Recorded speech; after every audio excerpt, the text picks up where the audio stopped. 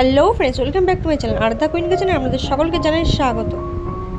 প্রথমে নিয়ে নেব একটা বোলের মধ্যে 1 কাপ পরিমাণ আটা, হাফ কাপ পরিমাণ দেব বেসন, হাফ কাপ দিয়ে দেব সুজি, স্বাদ মতো দেব লবণ। সমস্ত উপকরণগুলো একসাথে ভালোভাবে মিশিয়ে নিয়ে অল্প অল্প জল দিয়ে একটা ঘন ব্যাটার রেডি করে নেব।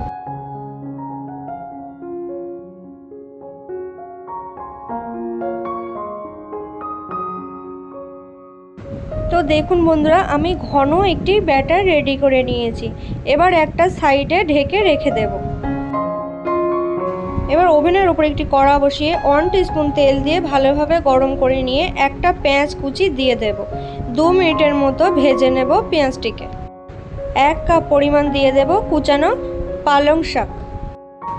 পালং শাকটি অল্প একটু নেড়েচেড়ে তার মধ্যে দিয়ে দেব স্বাদ মতো লবণ। 1/4 টিস্পুন দিয়ে দেব হলুদ গুঁড়ো, হাফ টিস্পুন দিয়ে দেব লঙ্কার গুঁড়ো। 1 মিনিটের মতো একটু ভেজে নিয়ে আমি এগুলোকে তুলে নেব। এবার যে ব্যাটারটি রেডি করে রেখেছিলাম তার মধ্যে পেঁয়াজ আর পালং শাকের ভাজাটা দিয়ে দেব। এবার সমস্ত উপকরণগুলো ভালোভাবে ব্যাটারের সাথে মিশিয়ে নেব। ব্যাটারের মধ্যে দিয়ে দেব 1/4 টিস্পুন বেকিং সোডা দিয়ে ভালোভাবে আর একবার ফাটিয়ে নেব। এবার দুটো বাটির মধ্যে অল্প পরিমাণ তেল দিয়ে ভালোভাবে ব্রাশ করে নেব। বাটির মধ্যে অল্প তেল ব্রাশ করে নিলে খাবারটি তাড়াতাড়ি উঠে আসবে, গায়ে লেগে থাকবে না। এবার ব্যাটারটিকে আমি চামচের সাহায্যে দুটো বাটির মধ্যে দিয়ে দেব। আপনি যদি আমার চ্যানেলে নতুন বন্ধু হয়ে থাকেন তাহলে অবশ্যই চ্যানেলটিকে সাবস্ক্রাইব করার অনুরোধ রইল। এবার ওভেনের ওপরে একটি কড়া বসিয়ে 1 কাপ পরিমাণ জল দিয়ে দেব। তার মধ্যে একটা স্ট্যান্ড বসিয়ে দুটো বাটি স্ট্যান্ডের ওপরে রেখে দেব। ঢেকে দিয়ে 10 মিনিটের মতো মিডিয়াম টু হাই ফ্লেমে রেখে দেব।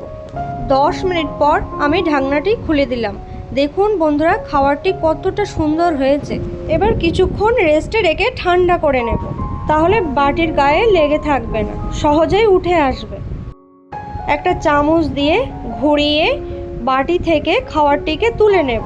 তো বন্ধুরা, আপনারা দেখতেই পাচ্ছেন কত সহজে বাটি থেকে উঠে আসলো। তেল ছাড়া এই হেলদি নাস্তাটি খুবই সুস্বাদু হয়ে থাকে, নরম তুলোর মতো একদম স্পঞ্জি। ওপর থেকে একটু ধনেপাতা কুচি ছড়িয়ে দিলাম। তো বন্ধুরা, হেলদি এই রেসিপিটি আপনাদের কেমন লাগলো অবশ্যই কমেন্ট করে জানাবেন। ভালো লাগলে লাইক শেয়ার করবেন আর সাবস্ক্রাইব করে আমার চ্যানেলের পাশে থাকবেন। ধন্যবাদ বন্ধুরা।